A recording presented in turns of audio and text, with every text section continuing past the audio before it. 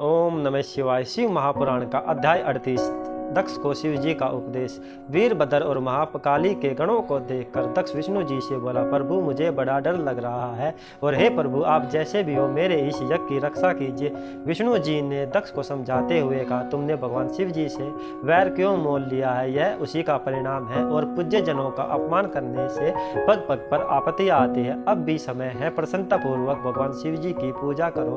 तुम्हारी इस अनीति के कारण मेरा भी प्रभाव क्षीण हो गया है। ऐसा समझाते हुए दक्ष माथा पकड़कर चुपचाप पृथ्वी पर बैठ गया।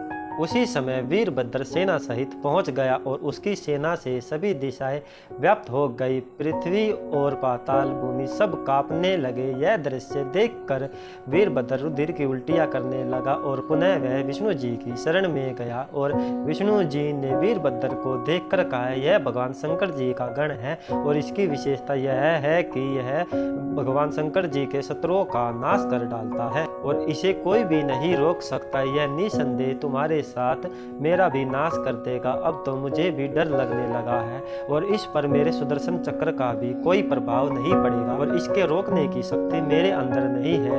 यदि हम भागे भी तो इसका आकर्षण हमें खींच लेगा और इसके शस्त्रों की गति आकाश पाताल और पृथ्वी सब जगह एक सी है। और विष्णु जी यह कह ही रहे थे कि उसी समय वीरभद्र सेना सहित मंडप में प्रवेश कर गया।